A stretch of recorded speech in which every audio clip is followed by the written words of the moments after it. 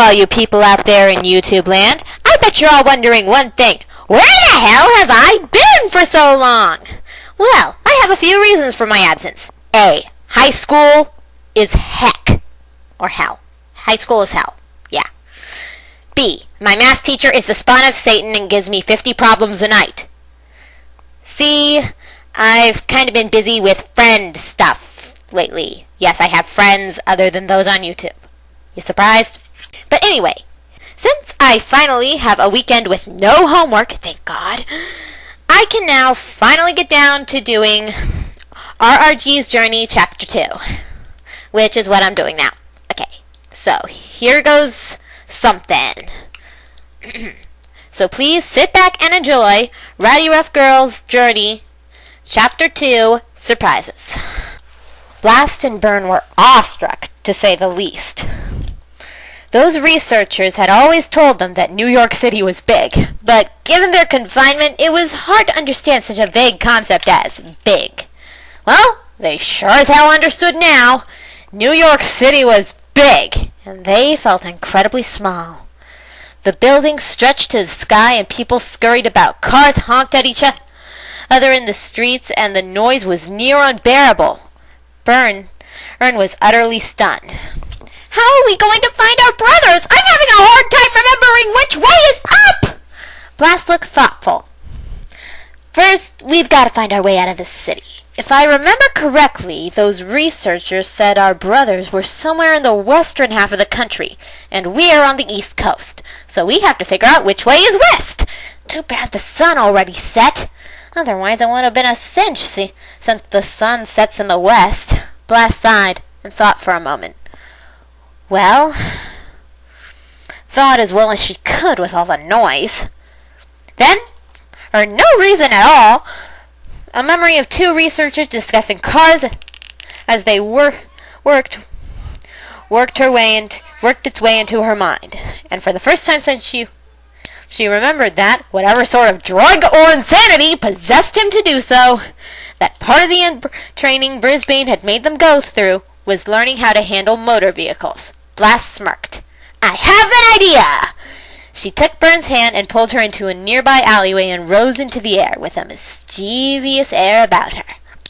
1 hour later, Blast was now crawling on the floor of a car in a random parking lot of a completely blacked out apartment building, attempting to hotwire the car, but she wasn't having much luck.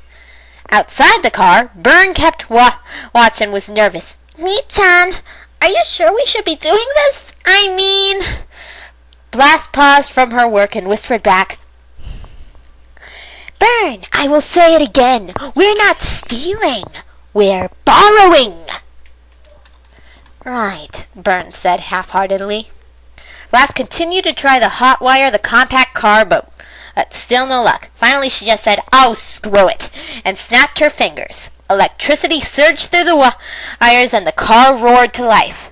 She turned to Burn and said, hop in and let's see how far we can get before we have to stop for gas. Meanwhile, somewhere, a certain man who could only be defined as the definition of a mad scientist stared at a monitor with interest. The glow glinted off his small glasses, making them glow like demonic eyes. Well, what a surprise! It seems the children have woken up from their nap. I guess that means it's playtime.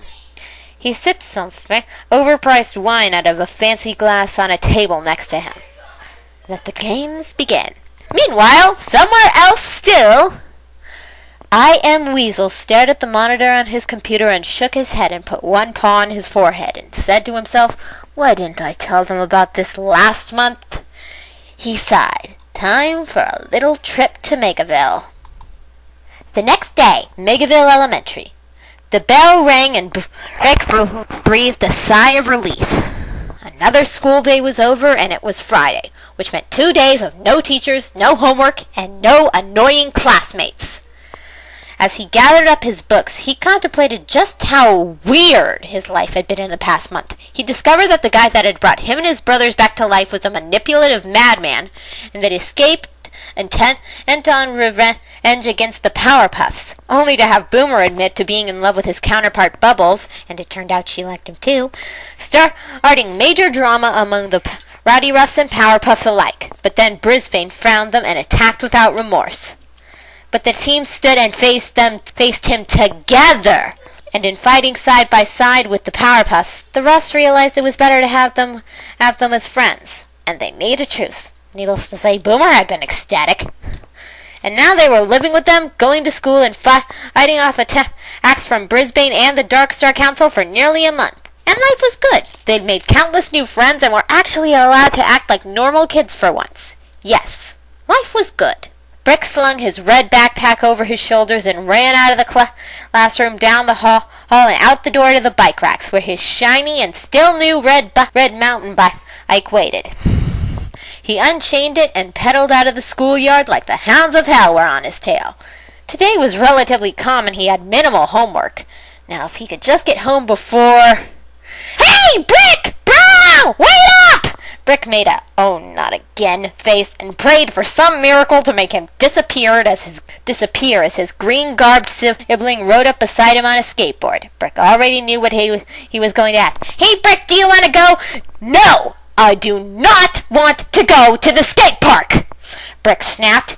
This happened every freaking day since Butch had first been to the skate park. And Brick was getting sick of it. It had been pretty cool the first few times, but he didn't want to go every day. Why not? Butch asked. That was Brick's cue to come up with a believable excuse.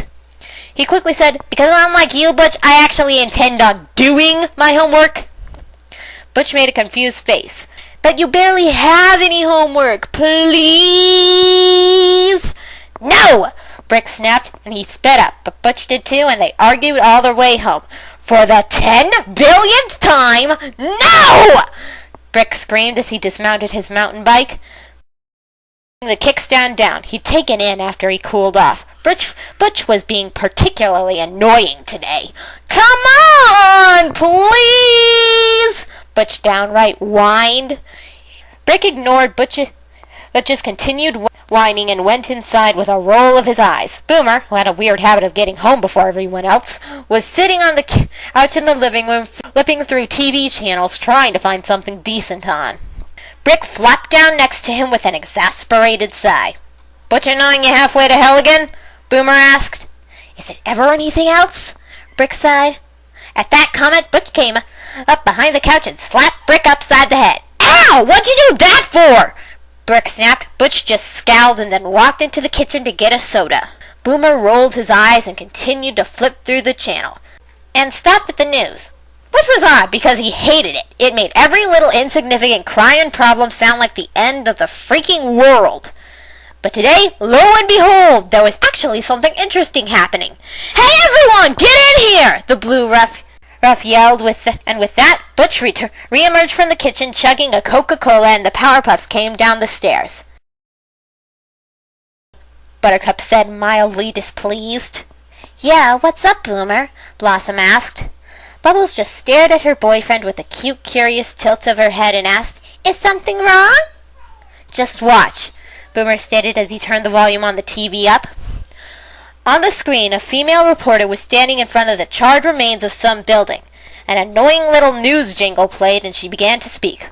Last night, a government facility on the outskirts of New York City burned to the ground under mysterious circumstances. At first, many suspected it to be a simple electrical fire. However, the facility, operated by Dr. John Brisbane, all 6 ex-beings whispered intently, slightly surprised and frightened. That man had given them way more trouble than he was worth, and if he was in charge of a facility that mysteriously burned down, it couldn't be good. The woman on the screen continued. It had been shut down a month ago when the project it contained was suspended for unknown reasons. Therefore, many are suspecting the fire to be arson. However, no matches or traces of gasoline or lighter fluid were found. And there were also no traces of explosives, so it remains a mystery as to just how the lab caught fire. The police are looking into it as we speak. We'll be back with more on this story after the break.